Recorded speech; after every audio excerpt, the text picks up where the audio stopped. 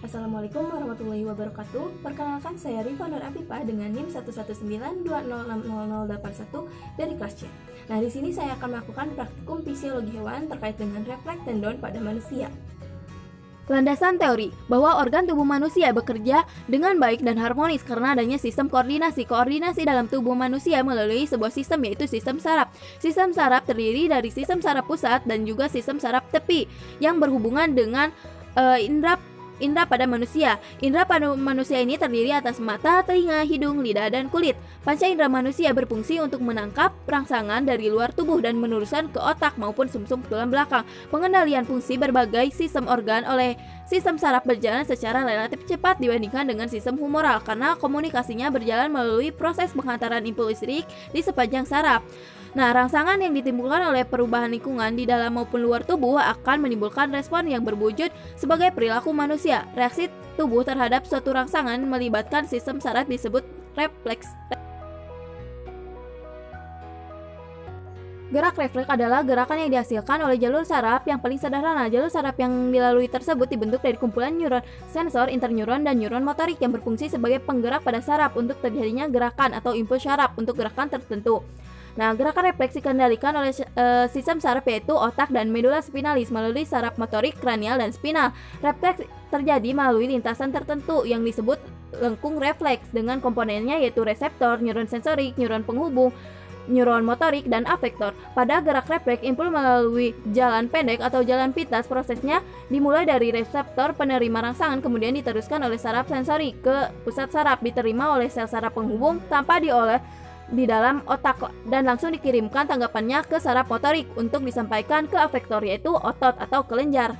Tujuan praktikum pada kali ini yaitu untuk mempelajari reaksi-reaksi pada beberapa bagian tubuh sebagai akibat dari rangsangan. Berikut adalah alat dan bahan yang digunakan pada praktikum kali ini. Untuk alat ada senter, gelas, benda berat yaitu botol, dan kursi. Sedangkan untuk bahan ada mata praktikan, lutut praktikan, mulut praktikan, kaki praktikan, dan telapak tangan praktikan. Langkah kerja. Refleks pada pupil. Nah, tutup mata selama 1-2 menit, kemudian buka dengan cepat dan lihatlah apa yang terjadi pada pupil. Refleks pupil dengan tiba-tiba. Perhatikan mata, kemudian beri cahaya secara tiba-tiba. Perhatikan kornea, pupil, dan juga kelopak mata. Refleks akomodasi pandang. Letakkan benda di hadapan, lalu jauh dekatkan dan lihat apa yang terjadi pada pupil. Refleks menelan. Telan ludah, kemudian ulangi dengan menelan air minum. Apa perbedaan yang terjadi? Refleks telapak tangan. Jatuhkan benda di atas tangan, kemudian refleks apa yang ditimbulkan oleh tangan. Refleks patella. Duduklah di atas kursi dengan kaki menggantung, kemudian pukul lutut dengan keras dan refleks apa yang terjadi pada lutut. Refleks pada telapak kaki. Gelitiki telapak kaki, kemudian perhatikan refleks apa yang terjadi pada telapak kaki. Refleks bersin. Perhatikan gerakan tangan, bahu, kepala, dan juga leher yang ditimbulkan akibat bersin.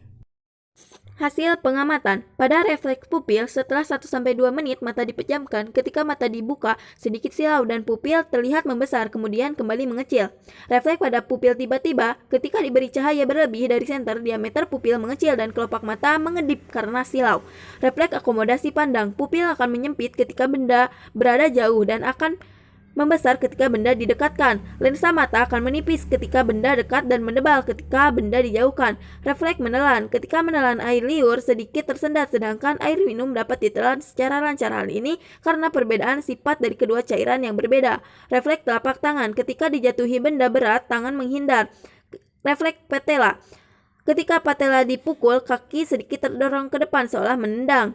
Refleks telapak kaki. Kaki memberikan respon dengan menjauhi sumber geli. Refleks bersin. Kelopak mata menutup, kepala menunduk, bahu terangkat, tangan menutupi mulut. Pembahasan. Refleks pada pupil. Pada saat mata ditutup selama 1-2 menit dan kembali dibuka, mata akan menyesuaikan kembali penglihatan agar jelas. Pupil mata pada kondisi tersebut akan membesar karena akan menyesuaikan kembali cahaya yang masuk ke mata. Kemudian pupil akan mengecil kembali. Hal ini dikatakan oleh Manu Putih tahun 2014 bahwa pupil dipengaruhi oleh iris. Ukuran lubang pupil dapat disesuaikan oleh kontraksi otot-otot iris, yaitu otot sirkular dan juga otot radial. Refleks pupil secara tiba-tiba. Ketika mata disinari cahaya yang berlebih, secara tiba-tiba pupil akan mengecil. Kelopak mata akan merespon dengan kedipan karena silau dari senter yang diarahkan ke mata. Hal itu dikatakan oleh Prayoga tahun 2014 bahwa jika pencahayaan yang terlalu besar ataupun kecil, pupil mata harus berusaha menyesuaikan cahaya yang diterima oleh mata. Akibatnya, mata harus memicingkan silau atau berkontraksi secara berlebihan.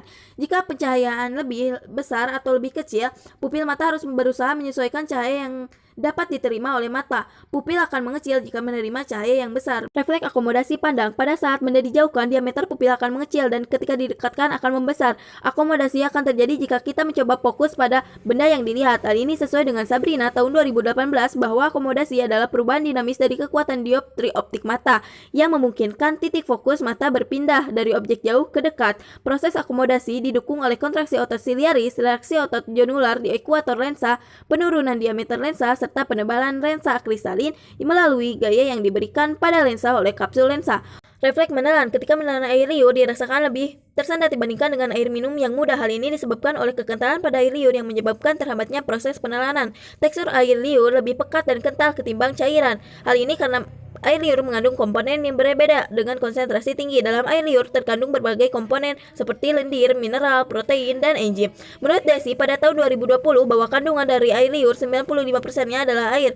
Aliran air liur disimulasi melalui refleks neural pathway yang disimulasi dengan mengecap dan mengunyah makanan. Pada individu dewasa yang sehat, laju alirannya yaitu 1-3 ml per menitnya dan lambat pada 0,7 sampai 1 ml per menitnya. Refleks pada telapak tangan. Ketika benda dijatuhkan di telapak tangan, respon yang terjadi adalah menghindar. Hal ini karena dipengaruhi oleh sistem saraf pada indera penglihatan yang kemudian meneruskan informasi ke otak. Menurut Jun Kuera pada tahun 1995 bahwa manusia memiliki sistem saraf yang dapat mengantarkan stimulus ke otak sehingga menimbulkan respon. Respon tersebut akan ditanggapi oleh neuron dengan mengubah potensial antara permukaan luar dan dalam membran. Neuron akan segera bereaksi terhadap stimulus dan dimodifikasi oleh potensial listrik terbatas pada tempat yang menerima stimulus, kemudian disebarkan ke seluruh bagian neuron membran yang disebut potensial aksi. Refleks pada telapak kaki. Respon kaki ketika diberi rangsangan berupa gelitikan akan menjauhi sumber rangsangan tersebut. Respon yang terjadi merupakan pertahanan tubuh. Sentuhan dapat merangsang hipotalamus untuk memicu reseptor saraf rasa sakit dan sentuhan sehingga ketika diberikan gelitikan kaki akan merasa geli dan jari-jari akan bergerak. Hal ini sesuai dengan Trisna Santi bahwa pada individual normal stimulasi pada telapak kaki diikuti oleh respon berupa fleksi jari-jari kaki. Respon selalu cepat pada jari-jari kaki lebih fleksi dibandingkan dengan ibu jari dan reaksinya lebih jelas pada stimulasi aspek posterior dan lateral dari telapak kaki. Refleks patella. Pada percobaan refleks patella yang dilakukan dengan cara memukul ligamentum patella memberikan respon berupa gerakan refleks pada kaki yang merupakan refleks stretch. Hal ini disebabkan karena adanya kerja dari musculus quadriceps femoris yang menyampaikan impuls sensori ke korda spinalis yang menghasilkan impuls berupa kontraksi otot. Menurut Hidayati, pada tahun 2019 refleks patella merupakan refleks motorik yang hanya menggunakan dua neuron, yaitu neuron sensori yang berkomunikasi langsung dengan neuron motorik. Benturan pada ligamen patella tepat di bawah patella menginisiasi refleks ini. Refleks bersin. Tubuh akan merespon rangsangan dengan mengangkat bahu, kepala dan leher menunduk, kelopak mata menutup. Hal ini terjadi sebagai pelindungan terhadap benda asing yang masuk ke saluran pernapasan atas. Aliran udara yang masuk akan melewati rongga hidung yang diselimuti selaput lendir hidung.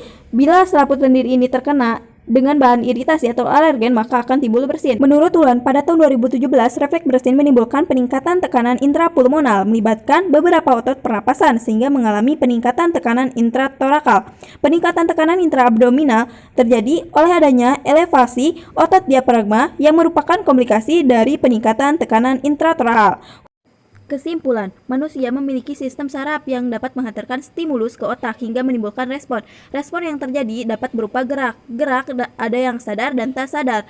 Gerak yang tak sadar disebut dengan gerak refleks yang merupakan sebuah gerakan spontan dari tiap-tiap organ atau bagian tubuh yang telah atau sudah menerima rangsangan. Refleks ini dilakukan tanpa sadar untuk melindungi tubuh dari bahaya. Dengan adanya refleks terjadi, akan timbullah respon yang bermacam-macam tergantung informasi yang diterima otak, dan otak akan menyampaikan ke otot-otot sehingga terjadi gerakan.